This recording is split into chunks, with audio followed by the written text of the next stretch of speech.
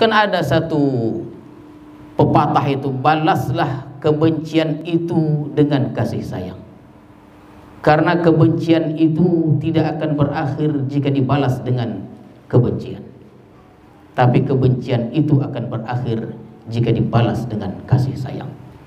Apapun perbuatan manusia kepada kita, menganiaya kita, berbuat jahat kepada kita, tahan marah, maafkan dia.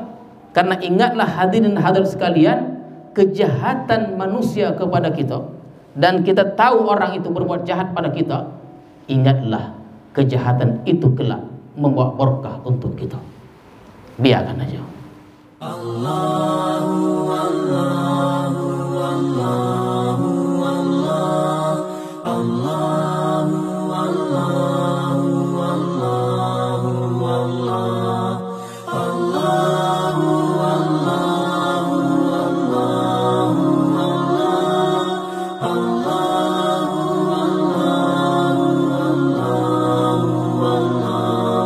Allah Allahu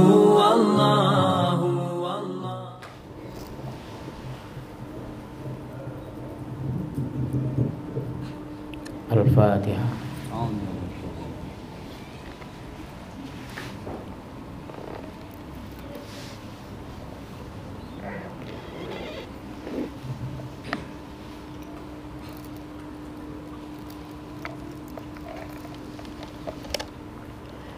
Bismillahirrahmanirrahim.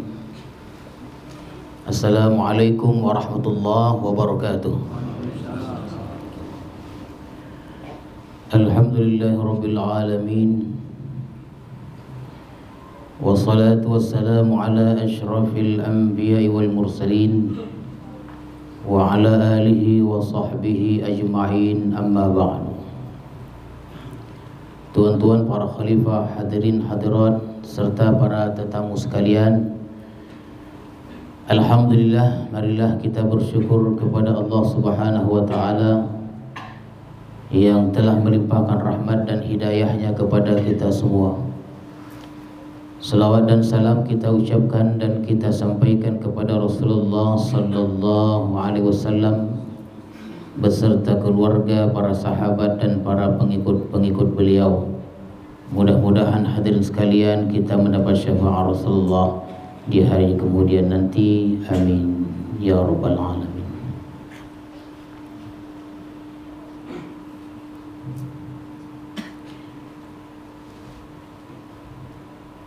Ayat seterusnya adalah ayat yang ke-133 dari surah Ali Imran. Firman Allah, Bismillahirrahmanirrahim. Wasari'u ila maghfiratin min rabbikum wa jannatin 'arduha as-samawati wal ardh u'iddat lil muttaqin. Wasari'u itu artinya bersegeralah atau berlomba-lombalah kamu. Berlomba-lombalah kamu ila maghfiratin min rabbikum, kepada ampunan Tuhanmu, wa jannah, dan surga, arduhas samawatul ard, yang luasnya seluas langit dan bumi, uiddat lil muttaqin, disediakan untuk orang-orang, bagi orang-orang yang bertakwa. Jadi hadirin dan hadirat sekalian, ayat ini menunjukkan bahwa tidak pandang yang kaya, yang miskin, yang punya kedudukan tinggi, yang rendah, semuanya insaf dan sadar akan kekurangan dirinya. Ya, jadi kita ini kekurangan diri kita. Maka Allah perintahkan kita untuk bersegera bertobat, meminta keampunan Allah Subhanahu wa taala.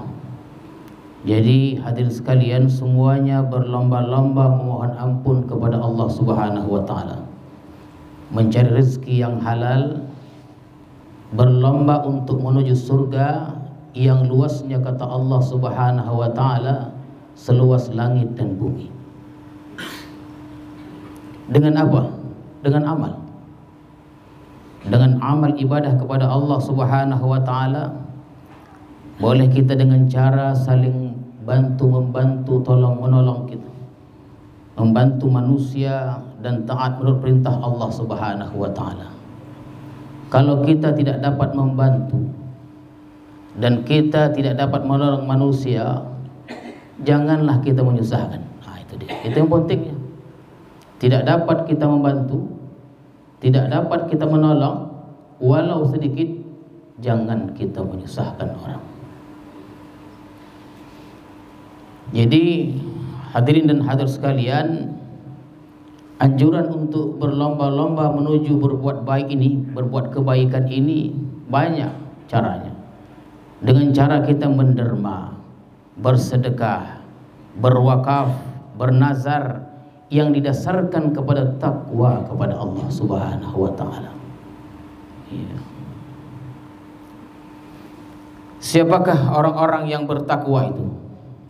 Maka dalam ayat ini Allah sebutkan alladzina yunfiquna fis sarra'i wad dharra, yaitu orang-orang yang mendermakan, menafkahkan atau menginfakkan harta mereka fis sarra'i wad dharra, di waktu senang, di waktu susah, wal kaziminal ghaidh, dan orang-orang yang menahan marahnya, wal 'afina 'anil nas, dan memberi kemaafan kepada manusia, wallahu yuhibbul muhsinin, dan Allah itu suka kepada orang-orang yang berbuat baik.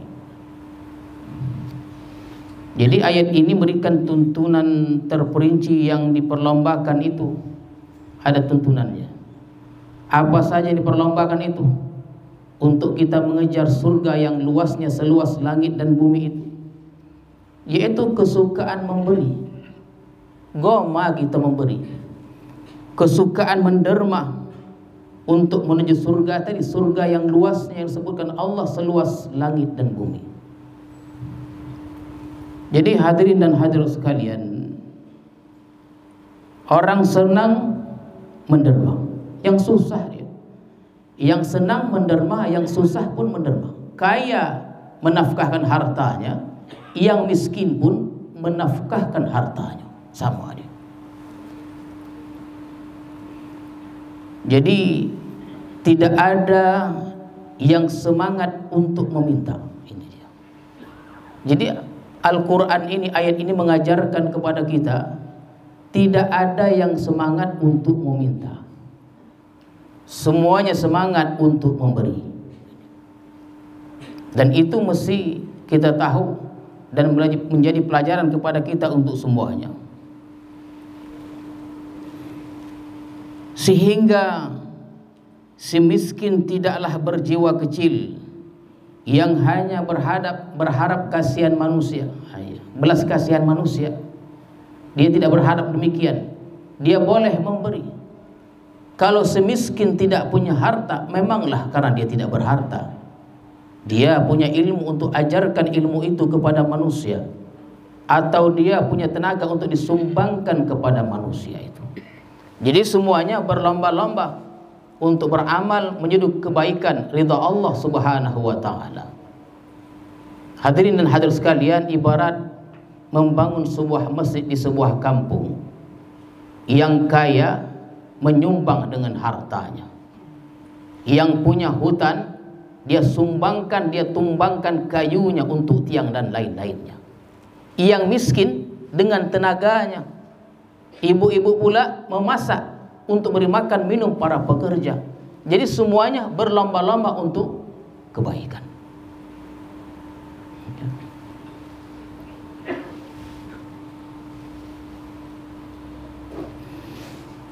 Maka dalam perlombaan itu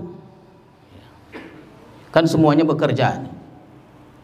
Yang kaya bekerja juga dengan hartanya. Ya, yang punya hutan tadi banyak kayunya ditumbangkannya. Yang miskin dengan tenaganya. Ya, yang miskin dengan tenaganya, memberikan tenaganya, sumbangkan tenaganya. Dalam berlomba-lomba itu terkadang mengecewakan, membuat kita marah. Karena kenapa? Karena dalam perlombaan itu ada yang dia main-main, ada yang serius, ada yang tidak. Ada yang tidak topek datang jamnya, begitu dia, dengan alasan-alasan tertentu. Maka kata Allah Subhanahu wa taala, hadirin dan hadir sekalian, wal kaziminal ghaidh. Jadi orang yang menyumbangkan itu, baik mereka itu senang maupun susah disumbangkannya, berlomba-lomba. Ya, semuanya berlomba-lomba. Tapi dalam perlombaan itu ada yang serius, ada yang tidak, membuat kita jengkel, membuat kita marah. Lalu bagaimana sikap kita sebagai orang yang bertakwa? Kata Allah, wal kaziminal ghaidh, orang yang menahan marah. Jadi seorang yang takwa sejati itu, dia tidak memikirkan kawannya yang malas, tidak. Dia terus bekerja.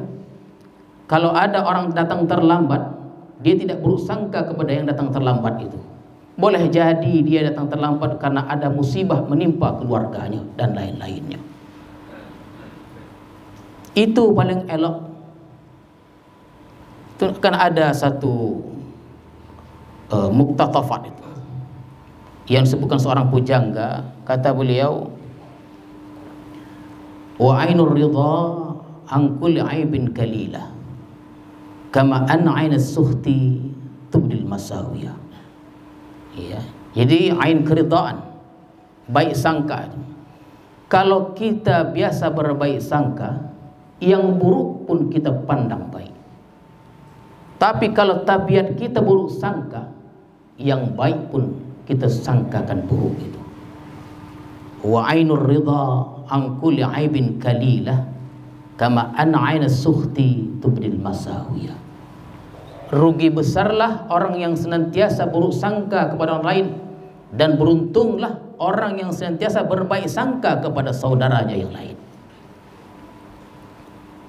Gogam gitu aja. Apa tak gogam, asyik terlambat aja. Tapi mungkin dalam keterlambatan dia itu ada musibah yang menimpa keluarganya dan lain-lainnya. Wal kaziminal ghaidh. Teringatlah kita satu kisah yang berlaku pada diri Sayyidina Musa Al-Kazim. Ini dia. Ya, Musa Al-Kazim itu keturunan Rasulullah sallallahu alaihi wasallam dari Fatimah Az-Zahra. Ketika beliau mau mengambil wudu, Musa Al-Kazim ni, maka si khadam tadi menuangkan ceret. Itu dia. Mau mengambil wudu. Ya, mengambil wudu tadi. Jadi karena khadam ni mengantuk, tersiamnya badan Kazim tadi. Bukan tangannya ditampung tangan. Siamkan ke tanganku, aku nak ambil wudu. Tersiam badannya karena mengantuk. Marahlah Sayyidina Musa Kazim. Ya, marah dia. Waktu dia marah, si khadam ni membaca ayat wal kaziminal ghaidh katanya.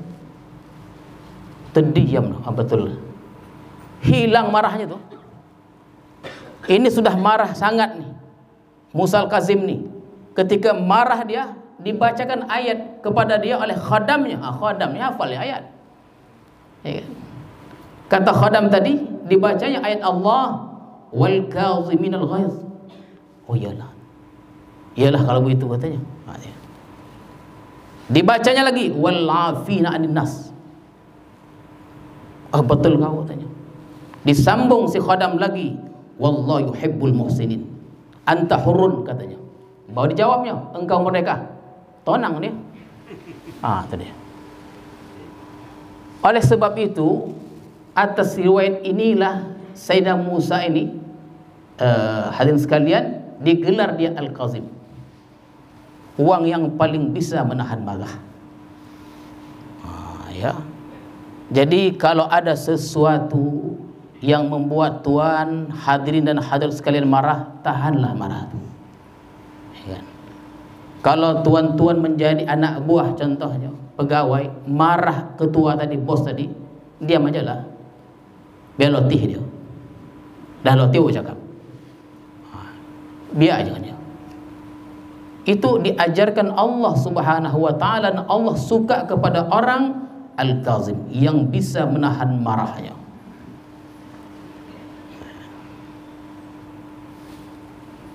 Jadi kata Allah Subhanahu wa taala, wal kaziminal ghaidh wal 'afina 'anil nas. Jadi orang-orang yang bertakwa itu adalah yang mendermakan hartanya baik dalam keadaan senang maupun dalam keadaan susah. Ingat, kita bukan hanya orang senang boleh mendermakan, yang miskin pun boleh dengan tenaganya. Kalau tak boleh dia mendermakannya, membantu tenaga, jangan buat susah. Tak elok. Nanti sekali kita menyusahkan orang, Allah akan susahkan kita. Yakinlah itu. Ya. Jangan kita merasa menyusahkan, tidak menyusahkan, padahal menyusahkan kita. Oh, hati-hati, ya. Wal kaziminal ghaidh, menahan marah. Wal 'afina 'anil nas, memaafkan manusia. Ini kan ada satu pepatah itu, balaslah kebencian itu dengan kasih sayang. Karena kebencian itu tidak akan berakhir jika dibalas dengan kebencian, tapi kebencian itu akan berakhir jika dibalas dengan kasih sayang. Apapun perbuatan manusia kepada kita, menganiaya kita, berbuat jahat kepada kita, tahan marah, maafkan dia. Karena ingatlah hadirin hadirat sekalian, kejahatan manusia kepada kita, dan kita tahu orang itu berbuat jahat pada kita, ingatlah kejahatan itu kelak membawa berkah untuk kita. Biarkan aja. Ya, karena ada orang goma dia berjahat, biarkan aja. Karena balasan itu akan berlaku pada dirinya dan keuntungan akan berlaku untuk kita. Wallahu yuhibbul muhsinin, dan Allah suka kepada orang-orang yang berbuat berbaik. Selanjutnya Allah sebutkan walladzina idza fa'alu fahisyah, dan orang-orang yang apabila berbuat fahisyah, kekejian-keji, au zalamu anfusahum, atau menganiaya diri mereka, menzalimi diri mereka, zakarullah, mereka ingat Allah. Ini orang bertakwa itu begitu dia. Karena tidak ada manusia yang tidak berdosa, dan sebaik-baik orang yang berdosa itu adalah yang bertaubat. Itu dia. Tak ada manusia yang tidak berdosa. Yang tidak berdosa itu adalah malaikat. Jadi orang yang berbuat kekejian, menzalimi dirinya, dia ingat Allah, zakarullah, terus ingat Allah. Ya, dan kita sudah sebutkan pada perbincangan sebelumnya tentang orang yang ingat Allah, taubat dan taubat kepada Allah Subhanahu wa taala. Zakarullah fastaghfaru lidzunubihim, mereka minta ampun atas dosa-dosa mereka. Wa may yaghfiru dzunuba illallah, dan tidak ada yang memberikan keampunan melainkan Allah Subhanahu wa taala. Walam yusirru ala ma fa'alu, dan mereka tidak meneruskan perbuatan jahat itu, wahum ya'lamu, dan mereka mengetahui. Jadi orang yang bertakwa ini, dia bertaubat dan dia tidak meneruskan perbuatan jahat itu, itulah orang yang bertakwa. Dia tidak main dengan takwanya itu. Kata dia tidak bermain dengan taubatnya itu. Dia kata bertaubat, hari ini bertaubat, besok dia ulang lagi. Itu namanya mempermainkan taubat. Bahaya itu. Allah murka kalau orang yang berbuat demikian. Bertaubat, tubu ilallah taubatan nasuha, taubat yang sebenar-benarnya. Hadirin dan hadirat sekalian, yang demikian itu balasannya kata Allah, ulaika jazaohum maghfirah, keampunan. Mereka akan mendapatkan keampunan min rabbihim, dari Tuhan mereka, wa jannat, dan surga-surga yang tajri min tahtil anhar, mengalir di bawahnya sungai-sungai, khalidina fiha, yang mereka kekal abadi di dalamnya. Dan itulah dia yang kita inginkan. Allahumma inna nas'aluka ridhaka wal jannah. Ya Allah, kami minta kepadamu keridhaanmu dan jannahmu, surgamu. Itulah yang kita minta ini.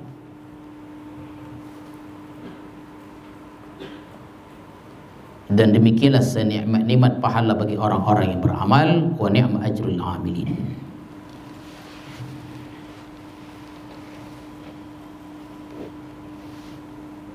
Qad khalat min qablikum sunan,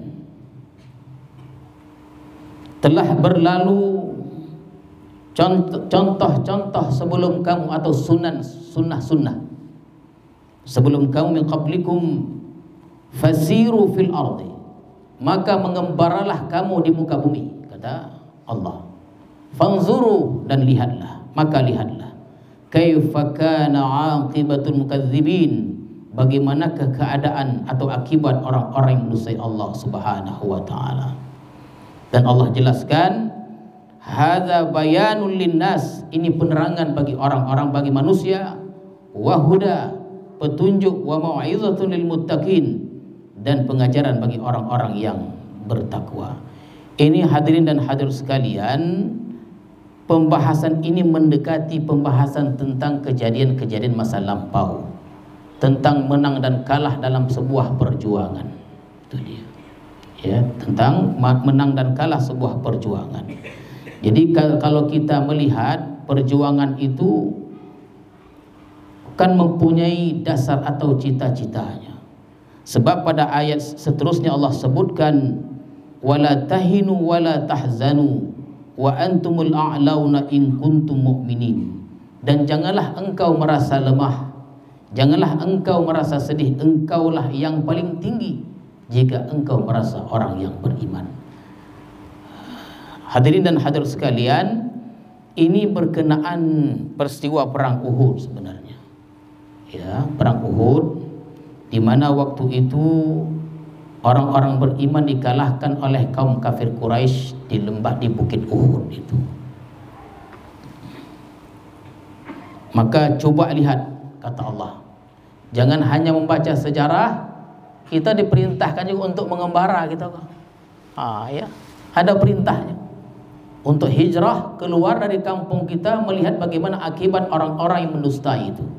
Sebab ayatnya, perintah ayatnya adalah fasiru, mengembaralah fil ardi, ya, mengembaralah di muka bumi ini. Mengenai perang Uhud tadi, hadirin dan hadirat sekalian, itu ada disebutkan bahwa pada awal kejadian itu Islam sudah mencapai kemenangan. Ketika Rasulullah SAW menempatkan 50 orang pemanah di gunung itu, di bukit Uhud itu, sudah menang dah, sudah hampir menang dah. Ya, sudah hampir menang. Itu pasukan Quraisy itu lebih kurang 3.000 gitu. Sudah kocar-kacir, dibantai pemanah yang jumlahnya 50 orang di atas bukit. Itu amanah Rasulullah. Kata Rasulullah kepada mereka, apapun yang terjadi, engkau semua jangan turun. Itu amanah Rasulullah. Iyalah, ya, iyalah, kata mereka. Maka ketika peperangan itu dimulai, hadirin dan hadirat sekalian, dengan leluasanya kaum muslimin berjumlah 50 orang dari atas memanah ke bawah itu, dengan leluasanya, sehingga orang-orang kafir terhambat dan mereka mundur. Dan mereka meninggalkan banyak harta di bawah bukit itu. Banyak harta ditinggalkan. Dan begitulah tradisinya, kebiasaan dalam setiap peperangan.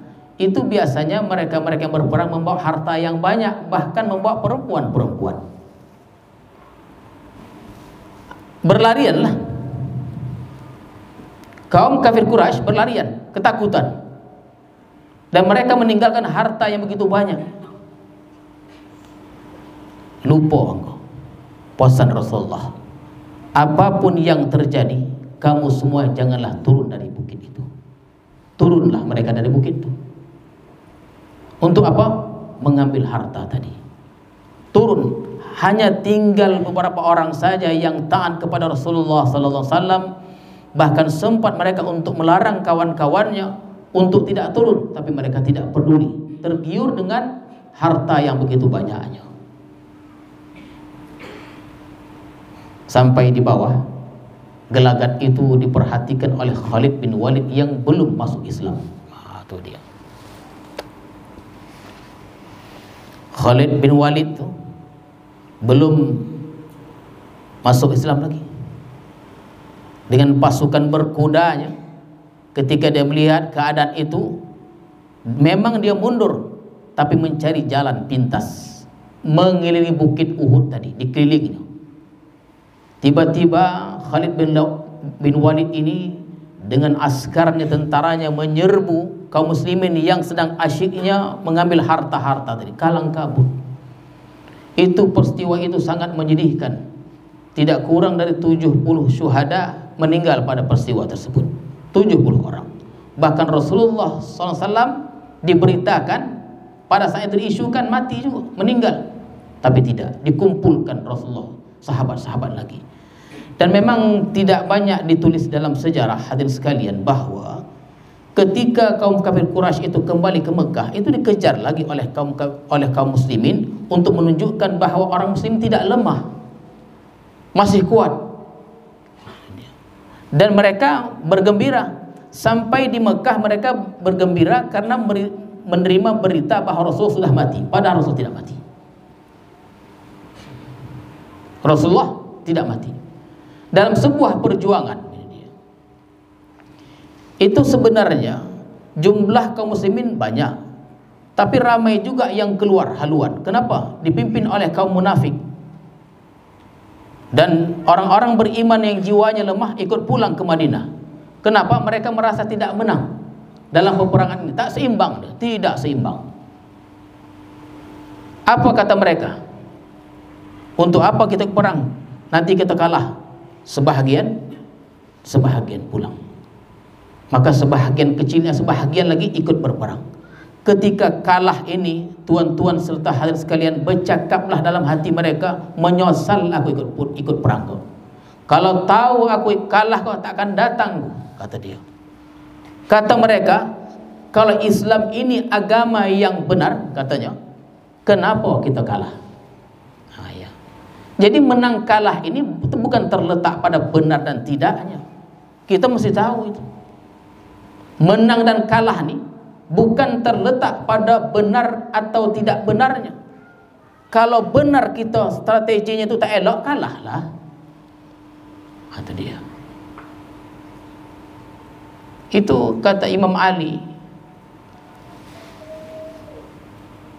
kebaikan yang tidak tersusun dengan baik, dia akan dikalahkan oleh kebatilan yang disusun dengan baik. Kita berada pada pihak yang benar, organisasi yang benar, tapi tidak baik, susunannya tidak baik, dia akan mudah dikalahkan oleh kebatilan yang diorganisasi dengan baik. Perang Uhud tuh, itulah contohnya. Itu contohnya. Rasulullah berdarah itu. Ya. Rasulullah berdarah. Yang menjadi tamengnya sahabat-sahabat Rasulullah sallallahu alaihi wasallam. Jadi bukan karena kita benar lalu kita menang. Itu cakap orang tuh dalam pulang ke Madinah. Kalau agama Islam ini benar, kenapa kita kalah? Ingat, kalah karena strategi tak elok dan melanggar aturan. Kalau kita tidak melanggar aturan yang benar nih, benarlah dia. Kalau kita lihat hadirin dan hadirat sekalian, Iskandar Macedonia itu, Iskandar Zulkarnain itu, dia kan dalam surah Kahfi itu disebutkan, dia ke timur dan ke barat, Iskandar. Ya, dan sempat berperang kepada dengan Darius. Darius itu memang ada dicatat dalam sejarah. Darius itu raja dari Persia. Jumlah pasukannya 500.000 orang. Sedangkan Iskandar Zulkarnain itu pasukannya hanya 100.000 orang, tak sebanding. Tapi 100.000 orang ini lincah, gesit, piawai, elok, paten kata kita. Yang 500.000 orang nih sutra pakaiannya, mau perang tuh sutra pakaiannya, bawa omeh dan lainnya. Dikalahkan oleh berapa? Dikalahkan 100.000 orang saja. Samalah peristiwa 300 berhadapan dengan 1.000 orang. Ya. Kaum kafir Quraisy di perang Badar itu. Ada satu catatan kami hadirin sekalian, ada namanya pertempuran Tibrinah. Itu dia. Kami catat namanya Tibrinah. Ya, peperangan Tibrinah namanya. Itu di Spanyol. Islam berhadapan dengan kafir. Yang menang itu kafir. Terbalik, Cito itu terbalik dia. Islam datang dengan kemewahan, dengan kemegahan, dengan kecongkaan. Samalah seperti perang Hunain ketika Rasulullah sallallahu alaihi wasallam masih hidup waktu itu. Ya, 12.000 pasukan Islam ini, 12.000, belum pernah yang terjadi. Dalam perang Badar umat Islam 300 orang. Dalam perang Hunain ini 12.000 orang. Jadi orang Islam merasa diri hebat waktu itu. Dibantai pasukan kafir, bersekongkol dengan Yahudi dan lain bani-bani di Madinah itu, bersekongkol mereka. Mundur pasukan Islam. Padahal 12.000 orang. Padahal sebelumnya 300 orang mampu mengalahkan dengan mudah 1.000 orang. Ini 12.000 orang tidak mampu mereka mengalahkan pasukan yang jauh lebih kecil dari mereka. Di mana kesalahannya? Kecongkaan tadi, kesombongan tadi. Jadi menang kalah ini ya bukan berkait kepada benar dan tidaknya, itu berkait dengan strateginya, itu perjuangan yang dicita-citakan itu. Jadi akhirnya dalam catatan itu disebutkan perang Tibrinah itu Islam dikalahkan oleh orang kafir Spanyol. Padahal orang-orang Islam pada waktu itu ramai, tapi mereka datang dengan kemewahan. Strateginya salah waktu itu. Itulah maksud Allah Subhanahu wa taala.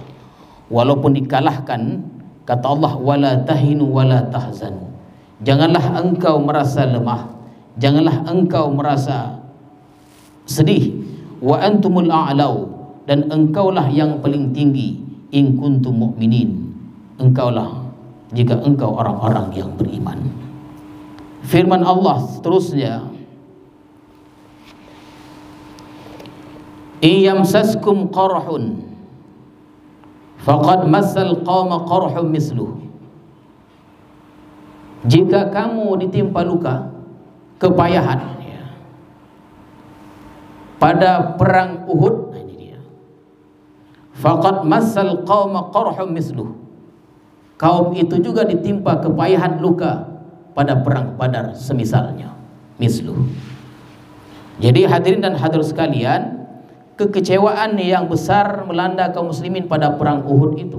Dan tadi sudah kita ceritakan, tidak kurang dari 70 orang syahid di medan pertempuran itu. Bahkan Hamzah bin Abil Muthalib tewas dalam perang itu.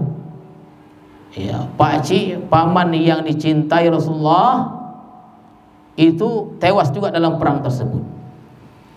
Keunikannya ingin saya tambahkan tentang Hamzah bin Abil Muthalib ini, hadirin dan hadirat sekalian, itu di Madinah itu kan ada kuburannya, dan kuburan dipagar itu. Terkadang dalam bahasa Arab, kan dalam bahasa India juga itu diumumkan jangan terlalu syirik gitu katanya, khurafat katanya. Terkadang orang menyapu-nyapukan tangannya di dinding di dinding atau di pagar itu. Pagar di mana dikuburkan Hamzah bin Abil Muthalib. Setelah 1000 tahun lebih, ketika terjadi banjir di lembah itu hadirin hadirat sekalian, syuhada itu timbul, ya, hidup, timbul, dan badannya itu seperti orang hidup walaupun sudah mati 1000 tahun lebih. Ketika terjadi banjir timbul lagi. Maka ditandailah dan dapatlah ditandai dengan pasti itu adalah jasad Hamzah bin Abdul Muthalib. 1000 tahun tak luput apanya. Badan itu elok lagi. Ya, badannya masih elok. Dalam perang Uhud itu beliau mati, ya. Setelah sebelumnya beliau berhasil menewaskan puluhan orang dalam perang Badar itu. Jadi kata Allah Subhanahu wa taala itu seimbang dia. Kalah dalam perang Uhud, sebelumnya perang Badar pun mereka kalah. Oleh sebab itu ambillah pelajaran mau'izahnya. Apa mau'izahnya? Aturlah dengan baik dalam peperangan itu. Kata Allah Subhanahu wa taala, "Wa tilkal ayyamu nudawiluha bainan nas." Dan itulah hari-hari yang kami pergilirkan di antara kamu semua, di antara manusia. Senang, kemudian susah, kemudian menang, kemudian kalah, itu dipergilirkan oleh Allah Subhanahu wa taala. Untuk apa? Kata Allah, "Waliya'lamallahu alladzina amanu wa yattakhidha minkum syuhada." Allah nak membuktikan hendak ingin memilih mana yang beriman dan yang tidak beriman, mana yang gugur menjadi syuhada, mana yang tidak. Sebab kata Allah Subhanahu wa taala, wallahu la yuhibbul zalimin, karena Allah tidak suka kepada orang-orang yang zalim. Jadi itulah dia, hadirin dan hadirat sekalian, di awal ayat tadi sebagai kesimpulannya, di awal ayat tadi disebutkan marilah kita bersegera berlomba-lomba menuju keampunan Allah Subhanahu wa taala untuk meminta ampun, berbuat baik, perbuatan baik yang kita mampu. Kalau kita kaya, kita sumbang dengan harta kita. Kalau kita miskin, kita sumbang dengan tenaga kita. Kalau kita tidak dapat membantu apa-apa, janganlah kita menyusahkan orang lain.